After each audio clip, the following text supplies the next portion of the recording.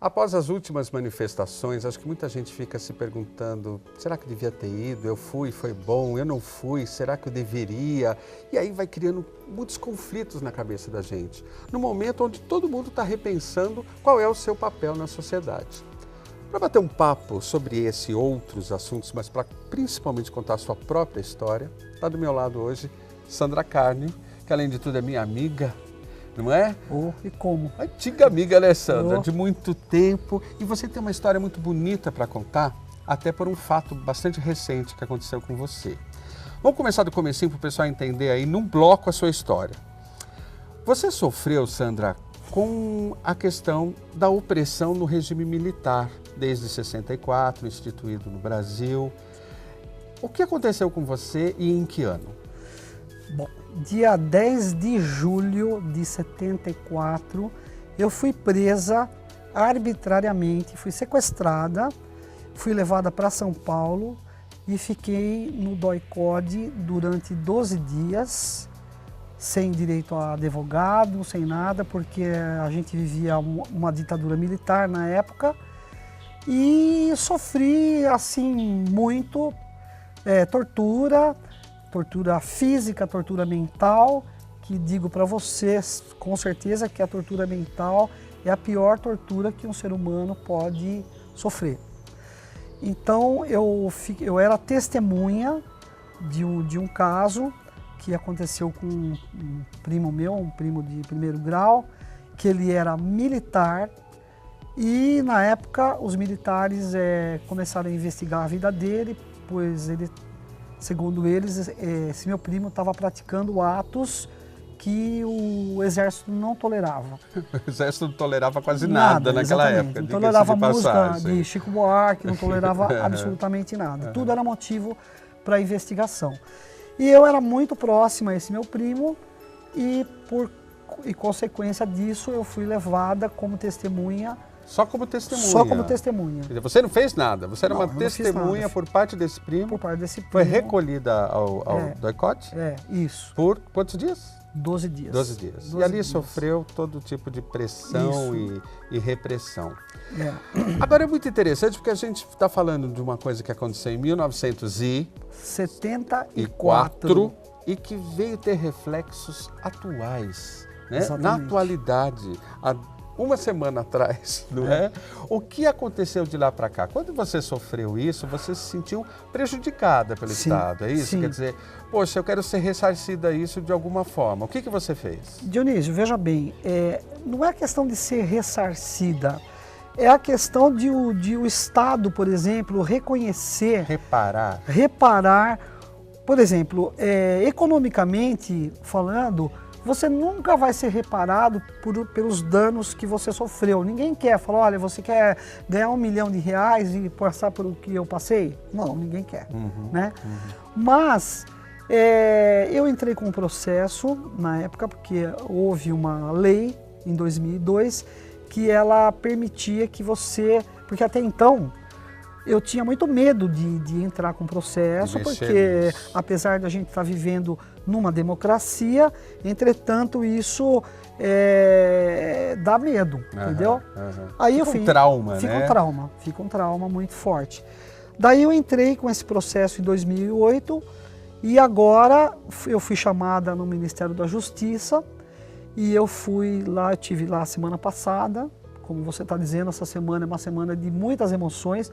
Para mim foi também. O processo que você abriu em 2008, ele foi finalizado agora, essa semana, esse mês. Você está vendo aí em casa. Está fresquinho.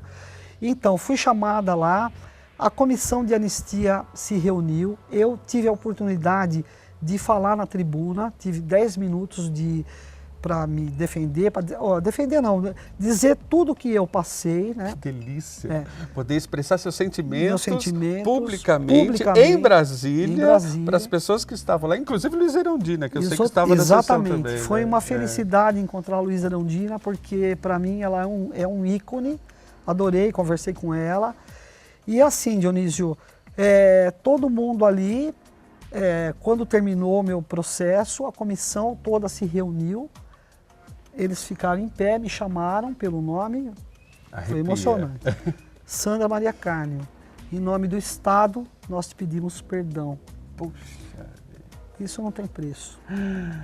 Uau, que história, né? O Casa Brasil traz umas coisas para você. A Sandra aqui de Jundiaí, ó, que nós estamos num bairro próximo ao trevo de Jundiaí, uma história que está aqui, não está lá longe, não está no cinema, ela é real, né, Sandra? E que aconteceu, Isso né? é emoção, como é que foi isso? Tenta descrever. Olha, Dionísio, na hora que eu discursei lá, eu chorei, eu fiquei muito emocionada, porque isso traz de volta uma lembrança que não dá para você pegar uma esponja e apagar da sua vida, né? Sim. Inclusive eles me ofereceram agora, porque tomaram conhecimento só agora, lógico, que eu posso consultar psicólogos em São Paulo, se eu quiser, tudo à minha disposição. Então eles me colocaram assim, tudo ao meu dispor, entende? 40 anos depois? 40 anos. Não, 74. 84, 94, 2004, 2014. 40 anos 40 depois. Anos. Eu tinha 20. Que loucura, Sandra. Loucura mesmo. Que loucura. Mas olha, E houve um ressarcimento financeiro também? Houve sim. Que incrível isso, porque tem que ser dito e é importante que haja. Um reparo financeiro, uma pensão vitalícia. Olha aí, né? Que incrível. Que, obviamente, lógico, isso veio por consequência. Claro. Como eu já falei para você. E esses anos que ficaram para trás, por exemplo? Então, também eu vou ter um retroativo. Desse valor. Eu acho muito legal a gente falar isso no Casa Brasil. É um assunto que me dá orgulho de falar.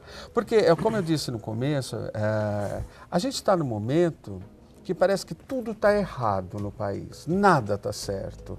E, de repente, quando a gente vê um caso desse acontecendo, a gente tem que tomar cuidado com análises. Tem coisas que caminharam, tem coisas que progrediram na nossa história e muito, principalmente em termos de democracia. Para a gente encerrar, Sandra, entre acertos e erros desse país, entre os direitos que todo mundo tem de se expressar, de contestar, independente de partido político, porque nós não estamos falando de nada partidário aqui, o que você deixaria de mensagem para as pessoas quando você vê no meio dessas manifestações poucas pessoas infiltradas, Sim. com faixas de volta ao sistema militar, o regime militar? Que sensação que dá quando você vê uma faixa desses penetras dentro das manifestações? Digo isso com muita propriedade. Ditadura nenhuma, nem militar, nem civil. Nós estamos vivendo um momento muito importante no Brasil, que é a democracia. A democracia, ela pressupõe que todos falem o que pensem, assim, mas aí você ouve certas barbaridades como essa, a volta dos militares. Gente, isso é impraticável.